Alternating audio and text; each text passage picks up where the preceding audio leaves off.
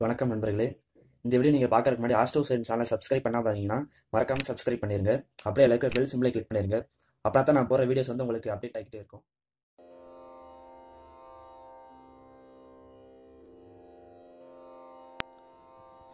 மீனராசி அன்பர்களுக்கு என்னோட முதற்கண் வணக்கத்தை நான் தெரிவிச்சுக்கிறேன். உங்களுக்கு வந்து இந்த மாசி மாதம் பார்த்தீங்கன்னா செலவுகள் வந்து கொஞ்சம் அதிகமாக இருக்க மாதமாக இருக்கும்.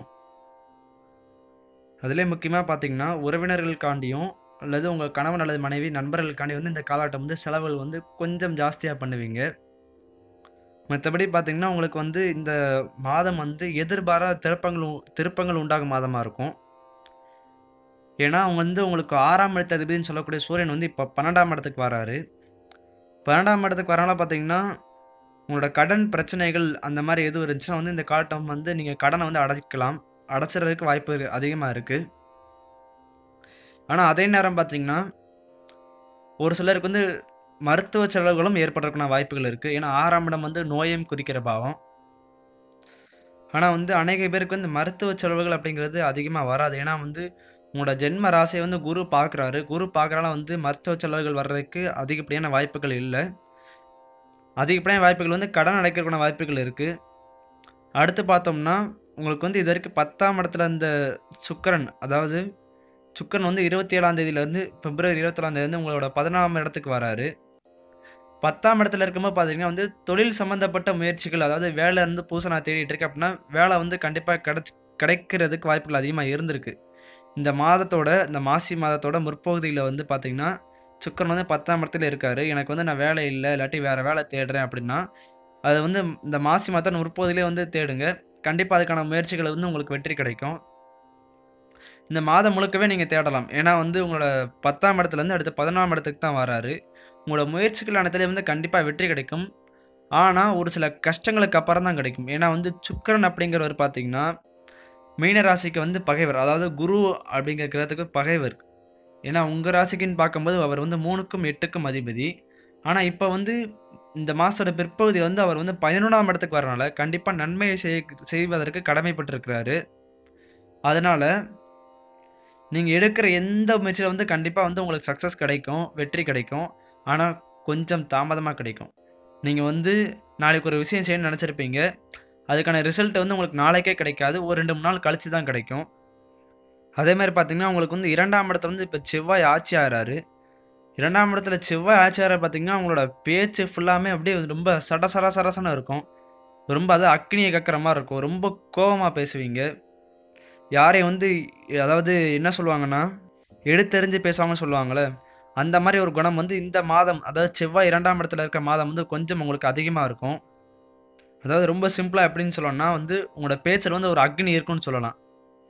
அக்னி மாதிரி பேசுவீங்கன்னு சொல்லலாம். நெருப்பு மாதிரி பேசுவீங்க. அப்படி இல்லைன்னா வந்து உங்களோட பேச்சில் வந்து கொஞ்சம் வேகம் வந்து கொஞ்சம் அதிகமாக இருக்கும். உங்களோட பேச்சு திறமை நல்லா இருக்கும். அதே மாதிரி பார்த்தீங்கன்னா வந்து உங்களுக்கு பண வரவும் இந்த காலகட்டங்கள் வந்து நல்லா சூப்பராக இருக்கும். 9ஆம் இடத்து அதிபதி வந்து 2ஆம் இடத்துல ஆட்சியாக இருக்கிறது. உங்களுக்கு வந்து எதிர்பாராத பண வரவுகள் வந்து இந்த காலகட்டங்களில் வரும்.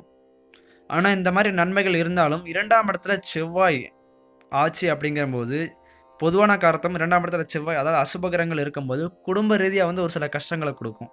ஒரு சில கருத்து வேறுபாடுகளை கண்டிப்பாக கொடுக்கும். அது மாதிரி பார்த்தீங்கன்னா உங்களுக்கு வந்து இது வரைக்கும் தொழில் எடுத்துக்கிடும்போது 10ஆம் இடம், அதாவது 11ஆம் இடத்துல இருந்த கேது வந்து 10ஆம் இடத்துக்கு போகிறனால 10ஆம் இடத்துல ஏற்கனவே சனி பகவான் இருக்கார். சனி பகவான் இருக்கனால வந்து உங்களுக்கு தொழில் ரீதியாக வந்து நல்ல நல்ல முன்னேற்றங்கள் தான் இருக்கும். ஆனால் 10ஆம் இடத்துல கேது போகிறது வந்து ஏற்கனவே வேலை பார்த்துட்டு இருக்கவங்களுக்கு வேலை அப்படிங்கிறது ரொம்ப அதிகப்படியான சுமைகள் வரக்கும் சான்ஸ் இருக்குது. அதே மாதிரி வந்து வேலையே இல்லாமல் இருக்கவும் வாய்ப்பு இருக்குது. இப்போ என்ன தான் சொல்ல வரீங்க அப்படின்னு கேட்காதீங்க. 10ஆம் இடத்துல கேது அப்படிங்கிறது பார்த்தீங்கன்னா எப்போயுமே வந்து ஒரு சுமையை கொடுக்கறது. ஆனால் அதே நேரத்தில் வந்து கேதுவுக்கு வந்து எந்த ஒரு காலத்தையுமே வந்து சுருக்கும் தன்மை கொண்டது. அதனால் வந்து வேலையில் ஏற்கனவே இருக்கவங்களுக்கு பலு, அதாவது 4-5 வேலையை வந்து அட் அ டயத்தில் பார்க்குற மாதிரி இருக்கும். அதே நேரத்தில் வந்து வேலையே இல்லாமல், அதாவது சும்மாவே இருக்கிற மாதிரி இருப்பதற்கான வாய்ப்புகளும் ரொம்ப அதிகமாக இருக்குது. அடுத்து பார்த்தோம்னா உங்களுக்கு வந்து 4ஆம் இடத்துல, அதாவது 5ஆம் இடத்துல இந்த ராகு வந்து இப்போ 4ஆம் இடத்துக்கு வராரு.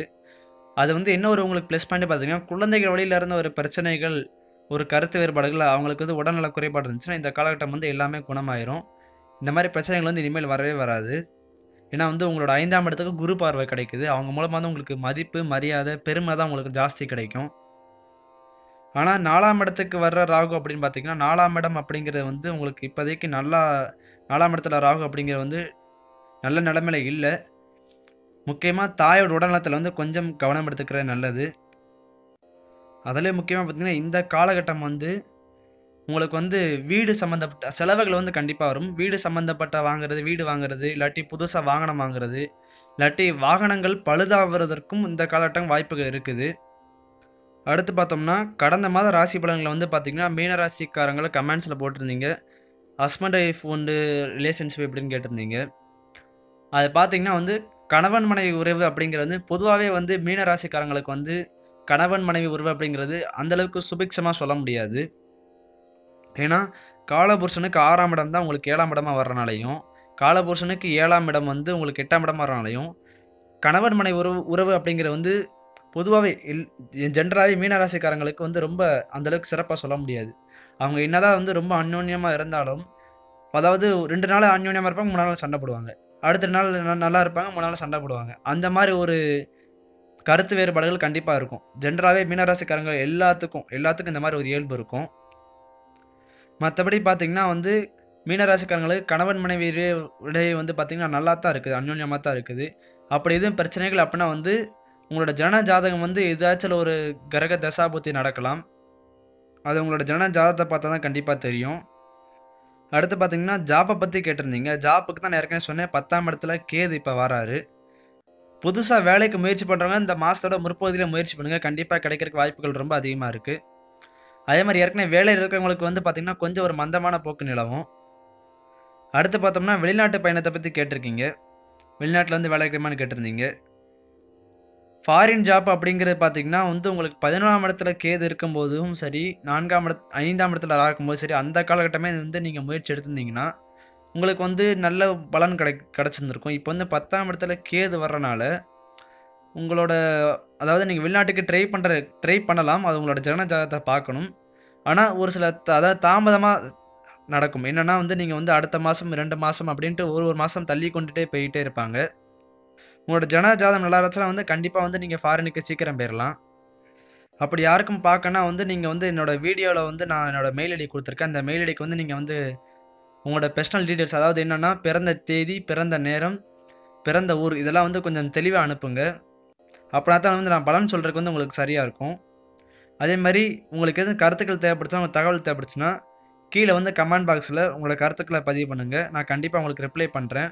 பதிவு பண்ணுற கருத்துக்கள் வந்து முழுமையாக தெளிவாக பதிவு பண்ணுங்கள். அதே மாதிரி இந்த வீடியோ உங்களுக்கு பிடிச்சிருந்துச்சுன்னா லைக் பண்ணுங்கள், கமெண்ட் பண்ணுங்கள், ஷேர் பண்ணுங்கள். மறக்காம மாஸ்டர் ஹவுஸ் சேனலை